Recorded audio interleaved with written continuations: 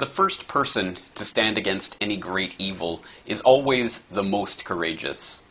To be the first one to call out any great injustice is to invite ridicule, scorn, even persecution. It's difficult to imagine today just how brave were the first slave owners to call for the abolition of slavery, the first men and women to advocate women's suffrage, the first activists to call for the end of apartheid. In the end, their cause is recognized as just, and these brave souls are lauded, often posthumously, as heroes. But in the beginning, no one wants to admit that they are a party, even unwittingly, to a great evil. The wildest injustices can be legitimized simply because they are popular. Today, just such a popular injustice exists. It has been infused into our culture and taken up as a cause. It is fervently believed in and advocated with great passion and force, and to speak out against it is to risk persecution and scorn. But speak out against it we must. The terrible injustice of our age has its roots in a most unlikely place, in the quaint villages and manicured gardens of the 19th century British gentry.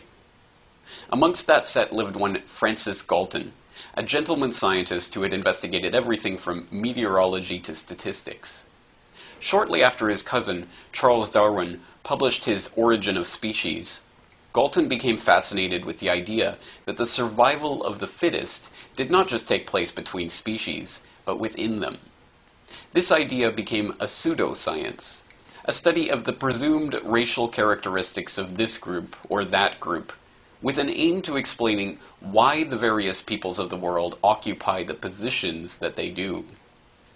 In order to confirm their preconceived notions of their own self-worth, Galton and his friends started a new field of inquiry called eugenics. Unsurprisingly, it concluded that the rich and powerful were rich and powerful because they were genetically superior, and it offered a simple solution for improving the lot of humanity. Make sure that the affluent upper classes breed as much as possible, preferably within their own families, in order to preserve their superior stock. And make sure the lower classes breed as little as possible. This junk science, pandering as it did to the most rabid, the most racist, the most elitist interests of the moneyed class, became universally accepted in the Western world within a generation. Soon, country after country had implemented laws to allow the government to sterilize those citizens it deemed to be unfit. The true horrors of this strain of thought came to light when the German eugenicists, based at the Rockefeller-funded Kaiser Wilhelm Institute, gave the Nazi regime an ideological excuse to take the idea to its logical conclusion. Many of the Germans who went along with the Holocaust did so because they genuinely believed the scientists who were telling them that the Jews and Gypsies, the communists and homosexuals, were genetically inferior and needed to be eliminated from the gene pool.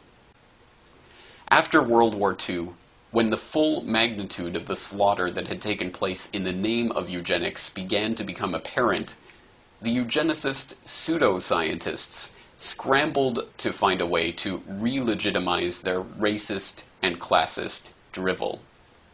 They wrote openly in the journals of their once esteemed eugenics societies that they would now have to continue their studies and practices in a more covert fashion. Eugenics had to become crypto-eugenics. This was accomplished in a number of ways. The British Eugenics Society, for one, merely changed its name to the Galton Institute. The American Eugenics Society morphed into the Population Council, a group set up by John D. Rockefeller III, where members continued to advocate the very same policies for reducing the population of third world countries as they always had, only now they did so in the name of fighting overpopulation rather than fighting bad genes. Julian Huxley, brother of the famous writer, helped organize UNESCO in 1945.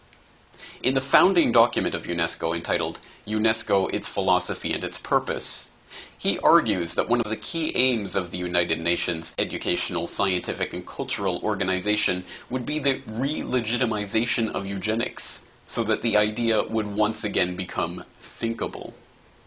He also went on to co-found the World Wildlife Fund with Nazi SS officer Prince Bernhard of the Netherlands.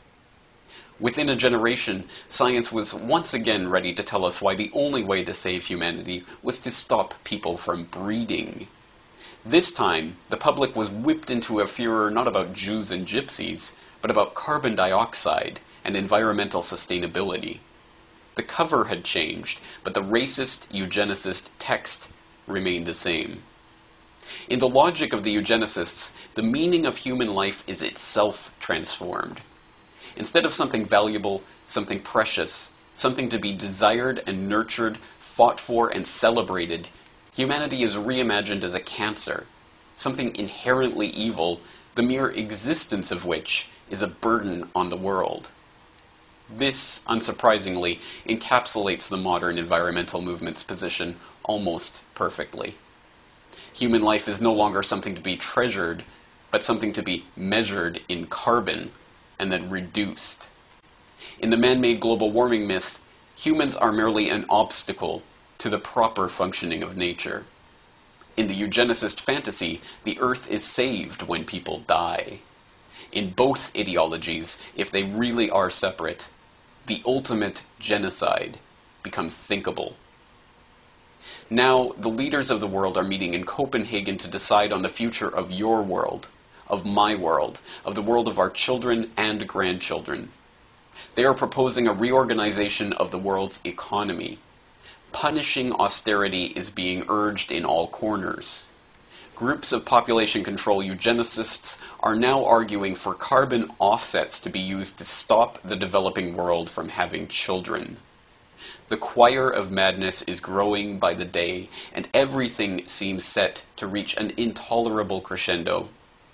And then, in the darkest hour, just as it seems the eugenicists are about to take over, along comes an insider, a hero, at the University of East Anglia, to leak the emails and documents with which the entire man-made global warming myth is exposed and the carbon reduction agenda is delegitimized.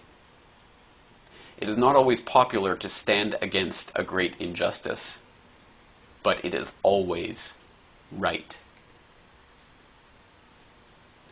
For the Corbett Report, I am James Corbett in Western Japan.